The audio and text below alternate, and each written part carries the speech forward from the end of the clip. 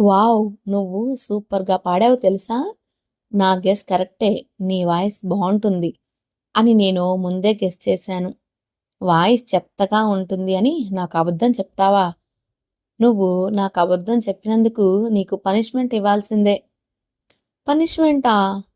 అవును. నాకు అబద్ధం చెప్పినందుకు నువ్వు పనిష్మెంట్ తీసుకోవాల్సిందే. బాబోయ్! మిస్టర్ ఆటిట్యూడ్ ఈరోజు నాతో ఫుల్‌గా ఆడేసుకోవాలి అని ఫిక్స్ అయిపోయినట్టున్నాడు. ఏం పనిష్మెంట్ సార్ అని దీనంగా మొహం పెట్టుకొని అడిగాను నేను. నీకు వంట వచ్చా అని అడిగాడు మిస్టర్ ఆటిట్యూడ్. వచ్చు అంటే ఇప్పుడు ఖచ్చితంగా వంట చేయిస్తాడు. కాబట్టి రాదు అని చెప్పడం బెటర్ అని నాలో నేను అనుకొని నాకు వంట రాదు సార్ అని దీనంగా ఫేస్ పెట్టుకొని చెప్పాను. వాట్, అమ్మాయివి అయ్యుండి వంట రాదా? అబ్బాయిని నాకే వంట వచ్చు తెలుసా? పద, ఈరోజు నీకు నెయ్యి కారం దోశ నేర్పిస్తాను. నెయ్యి కారం దోశ చేయడంలో నేను స్పెషలిస్ట్‌ని తెలుసా? పద అంటూ నన్ను వంటగది వైపు తీసుకొని వెళ్ళాడు. దేవుడా! ఏంటయ్యా ఇతని దగ్గర నన్ను ఇలా బుక్ చేశావని మనసులో దేవుడి మీద కోపడుతున్న నేను, నన్ను కిచెన్‌లోకి తీసుకొని వెళ్ళాడు. ఫ్రిడ్జ్‌లో ఆల్రెడీ ప్రిపేర్ చేసి ఉంచిన దోస పిండిని బయటకు తీశాడు. ముందు ఈ దోసల పిండి ఎలా చేయాలో చెబుతాను విను. నాకు దోసల పిండి ఎలా చేయాలో తెలుసురా బాబూ! నువ్వేంటి నాకు చెప్పేది? అని మనసులో అనుకున్నాను నేను. ఉప్పుడు బియ్యం, మినప్పప్పు, కొంచెం మెంతులు, కొంచెం అటుకులు వేసి అన్నీ కలిపి బాగా గ్రైండర్‌లో గ్రైండ్ చేయాలి. గ్రైండ్ చేస్తున్నప్పుడు కొంచెం వాటర్ కూడా వేయాలి. మెత్తగా పిండైన తర్వాత తీసుకోవాలి. సో, దోసల పిండి చేసే విధానం ఇది. నాకు తెలుసురా బాబు అని మనసులో అనుకున్నాను. ఇప్పుడు నెయ్యి కారం దోస ఎలా చేయాలో చెప్తాను. దీనికి మామూలు కారం వాడకూడదు. సపరేట్‌గా కారం ప్రిపేర్ చేసుకోవాలి. దానికి పచ్చిమిర్చి, అల్లం, వెల్లుల్లి, ఉల్లిపాయలు మిక్సీలో వేసి గ్రైండ్ చేయాలి. కారం కోసం ఉల్లిపాయలు, అల్లం చిన్న ముక్క కట్ చేయి అని అక్కడ ఉన్న ఉల్లిపాయలు, అల్లం ముక్క, కత్తి నాకు ఇచ్చాడు మిస్టర్ ఆటిట్యూడ్. నేను ఉల్లిపాయల్ని కట్ చేయడం స్టార్ట్ చేశాను. కట్ చేస్తూ చేస్తూ అనుకోకుండా సడన్ పరధ్యానంలో ఉండి నా వేలు లైట్‌గా కట్ చేసుకున్నాను. వేలులో నుంచి బ్లడ్ కారుతుంది. అది చూసిన మిస్టర్ ఆటిట్యూడ్ కంగారు పడిపోయాడు. వెంటనే పరిగెత్తుకుంటూ తన గదికి వెళ్ళాడు. అక్కడి నుంచి ఆయింట్‌మెంట్, బ్యాండేజ్ తెచ్చి నా వేలికి ఆయింట్‌మెంట్ రాసి బ్యాండేజ్ వేశాడు. తన మొహంలో బాధ నాకు స్పష్టంగా కనిపిస్తుంది. సార్, మీరు ఏమీ బాధపడకండి. నాకు ఏమీ కాలేదు. జస్ట్ లైట్‌గా కట్ అయింది అంతే. అయినా కూరగాయలు కోసేటప్పుడు ఇవన్నీ సహజం అని నేను చెప్పాను. సారీ జాహ్నవి, నీకు వంట రాదని తెలిసి కూడా వంట చేయించాలి అనుకోవడం నాది తప్పు. దయచేసి నన్ను క్షమించు జాహ్నవి. అయ్యో సార్! ఇంత చిన్న విషయానికి మీరు క్షమాపణ ఎందుకు అడుగుతున్నారు? ఇప్పుడు ఏమైందని చూడండి. నేను ఈ ఆనియన్స్ ఎలా కట్ చేస్తానో అంటూ ఆనియన్స్ కట్ చేయడం స్టార్ట్ చేశాను నేను.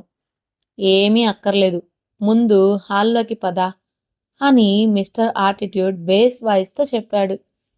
అలాగే అని నేను ఆ ఆనియన్స్‌ని అలా వదిలేసి హాల్లోకి వెళ్ళాను. నా వెనకాలే తను కూడా హాల్లోకి వచ్చాడు. తను సోఫాలో కూర్చున్నాడు. నేను తన ఎదురుగా చైర్‌లో కూర్చున్నాను. వాళ్ళ షెఫ్ వందనాని పిలిచి మా కోసం నెయ్యి కారం దోస చేయమని చెప్పాడు. అలాగే అని వాళ్ళ షెఫ్ వెళ్ళిపోయింది. అయ్యో సార్! నాకు వద్దు. నేను మా ఇంటికి వెళ్ళి డిన్నర్ చేస్తాను అని చెప్పాను నేను. అదేమీ కుదరదు. ఫస్ట్ టైం మా ఇంటికి వచ్చావు. డిన్నర్ చేయకుండా ఎలా వెళ్తావు? నువ్వు డిన్నర్ చేసి ఇక్కడి నుంచి బయలుదేరాలి అని ఆర్డర్ పాస్ చేశాడు మిస్టర్ ఆటిట్యూడ్. ఇక చేసేదేమీ లేక సరే సార్ అని ఒప్పుకున్నాను. నీకు ఇష్టమైన ఫుడ్ ఐటెమ్ ఏంటి అని అడిగాడు mister attitude. Chicken dum biryani అంటే నాకు చాలా ఇష్టం అని చెప్పాను నేను. అలాగే గారెలు విత్ చికెన్ కర్రీ కూడా నాకు చాలా ఇష్టం. హే! సేమ్ నాకు కూడా అవంటే చాలా ఇష్టం. నేను చిన్నగా స్మైల్ ఇచ్చాను. తరువాత కొంతసేపటికి వాళ్ళ షెఫ్ మా కోసం నెయ్యి కారం దోస విత్ కొబ్బరి చట్నీ అండ్ సాంబార్ తీసుకొని వచ్చింది. మేమిద్దరం తినడం స్టార్ట్ చేశాము. తినడం అయిపోయిన తర్వాత ఇప్పటికే లేట్ అయింది. ఇంక నేను ఇంటికి వెళ్తాను సార్ అని మిస్టర్ ఆటిట్యూడ్‌ని అడిగాను. సరే వెళ్ళు. ఇంటికి వెళ్ళగానే నాకు కాల్ చేసి సేఫ్‌గా రీచ్ అయ్యాను అని చెప్పు. సరేనా? అని అన్నాడు మిస్టర్ ఆటిట్యూడ్. మిస్టర్ ఆటిట్యూడ్ మంచివాడే. అమ్మాయిల పట్ల బాధ్యత ఉంది అని మనసులో అనుకున్నాను. సరే సార్, నేను ఇంటికి వెళ్ళాక మీకు కాల్ చేస్తాను అని చెప్పి బయలుదేరాను. కారులోకి వెళ్ళి మొబైల్ ఓపెన్ చేసి చూస్తే మామయ్యవి 20 మిస్డ్ కాల్స్ ఉన్నాయి. అయ్య బాబోయ్! మామయ్య నా కోసం కంగారు పడుతున్నట్టున్నాడు అని వెంటనే మామయ్యకి కాల్ చేశాను. ఫస్ట్ రింగ్‌కే మామయ్య కాల్ లిఫ్ట్ చేశాడు. హలో జాను, ఎక్కడ ఉన్నావు? ఏంటి ఇంకా ఇంటికి రాలేదు? అని కంగారుగా అడిగాడు మామయ్య.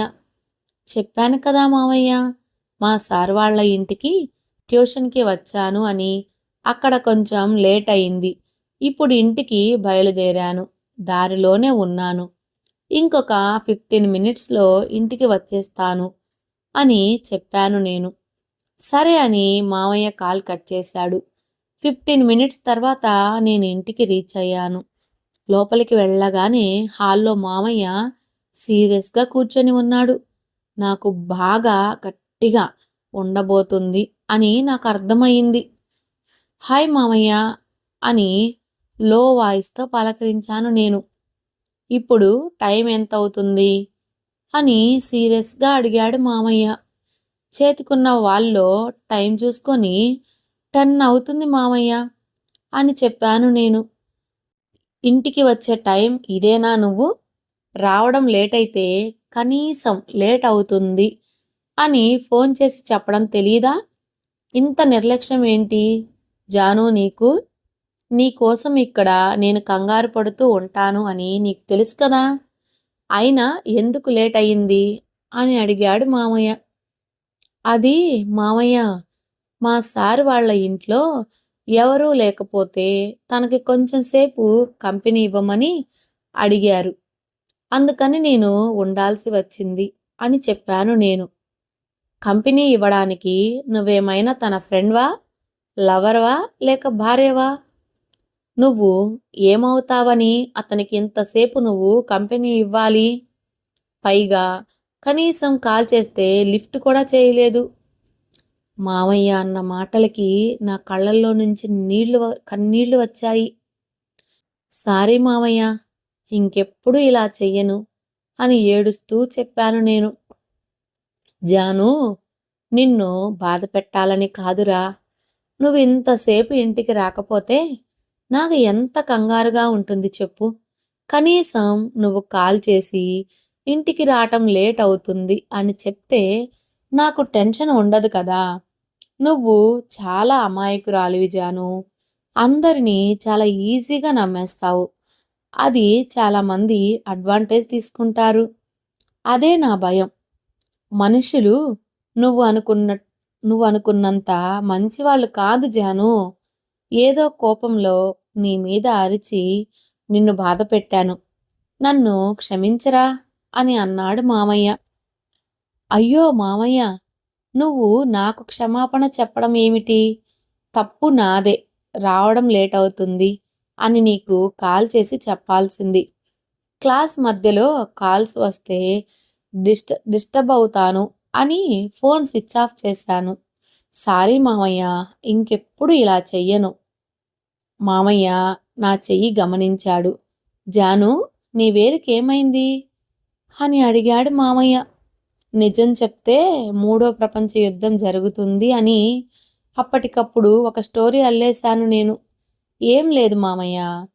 సాఫ్ట్ డ్రింక్ మూత ఓపెనర్ లేకుండా నా చేతితో ఓపెన్ చేస్తాను అని బెట్ కాశాను. మూత ఓపెన్ చేస్తున్నప్పుడు వేలికి కొంచెం గీసుకుంది అంతే అని చెప్పాను నేను. నువ్వు ఈ మధ్య ఏం చేస్తున్నావో నీకే అర్థం కావడం లేదు.